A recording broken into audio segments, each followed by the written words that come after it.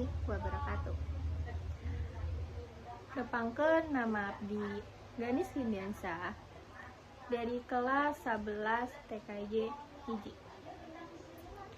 Di dieu abdi hayang ngaos dongeng anu judulna Tasik Toba. Sebelum itu, Ibu, saya mohon maaf izin untuk menggunakan HP untuk membaca dongengnya. Karena terlalu banyak dongengnya, saya tidak bisa untuk menghafalnya.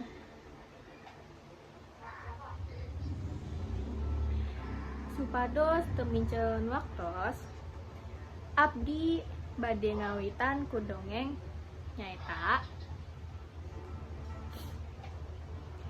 di wewengkon Sumatera hirup saurang patani anu rajin pisan. Anjeunna hirup nyalira saban poe manehna digawe tanpa bosen digawe di sawah jeung mancing. Ieu anjeunna ngalakukeun pikeun nyumponan pangabutuh sapo poena.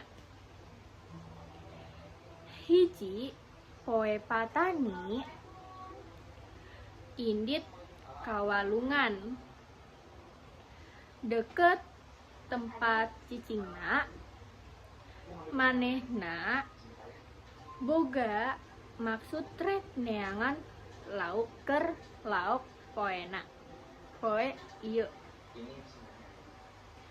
anggoan ngan ukur pancing umpan jeung bejana lauk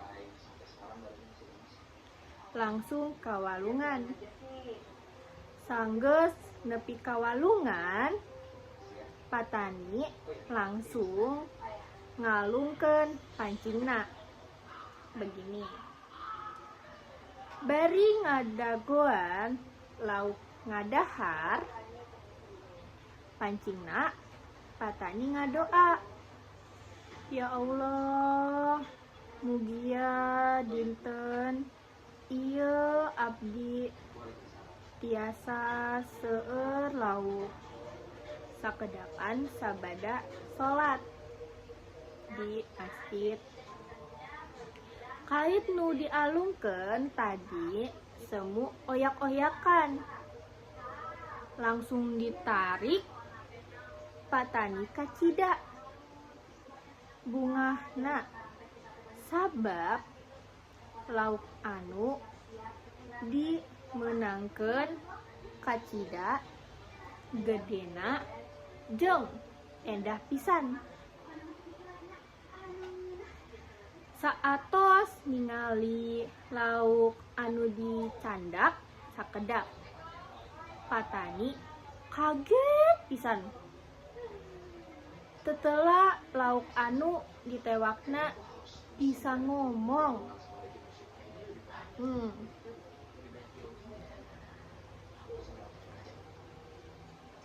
Punten ulah tuang abdi, Pak. Hayu atuh hirup gorok lauk. Tanpa lobat tatanya, lauk anu ditewakna langsung dipulangkeun deui ka cai. Sanggeus ngabalikeun lauk ka cai, patani beki reuas sabab ujuk-ujuk eta lauk robah jadi awewe gelis pisan. Tong sieun Pak, abdi moal nganyeri anjeun, ceuk lauk. Saha anjeun? Sanes lauk, cek patani.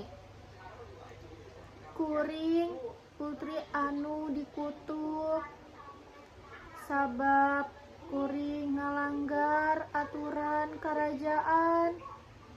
Jawab awewe, bakal aya musibah dahsyat. Sanggeus sawatara lila maranehna menikah. Akhirna kabagjaan Patani jeung pamajikanana ngaronjat. Sabab pamajikan Patani ngalahirkeun orok lalaki. Putra maranehanana tumuwuh nepi ka jadi anak pisan ganteng jeung kuat. Tapi manehna ngabogaan kabiasaan nu kaget sarerea. Barudak sok ngarasa lapar jeung teu kungsi kenyang. Anjeunna tuang sadaya tuangan tanpa sesa-sesa. Nepi kahiji poe anak Patani narima tugas ti indungna pikeun nganturkeun dahareun jeung inuman ka sawah tempat bapana digawe. Tapi anjeunna henteu ngalaksanakeun tugasna. Sagala dahareun anu sakuduna dituju pikeun bapana dihakan sarta sanggeus eta sare di hiji pondok. Lalu Patani ngadagoan anakna datang. Cuk datang. Bari nahan haus jeung nahan lapar, kusabab teu tahan lapar. Manehna langsung balik ka imah. Nah, di jalan ka imah Patani nempo anakna keur sare di pondok. Patani langsung ngahudangkeun anana. "Hei, hudang!" cenah. Sanggeus anakna hudang, Patani langsung minta dahareun. "Di mana kehadaran Bapak?" tanya Patani. "Geus beres tuang," walon budakna.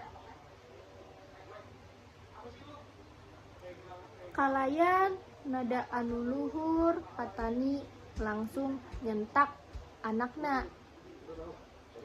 Barudak teu nyaho pedah, teu nyaho sorangan. Maneh lauk. Laknat Pak.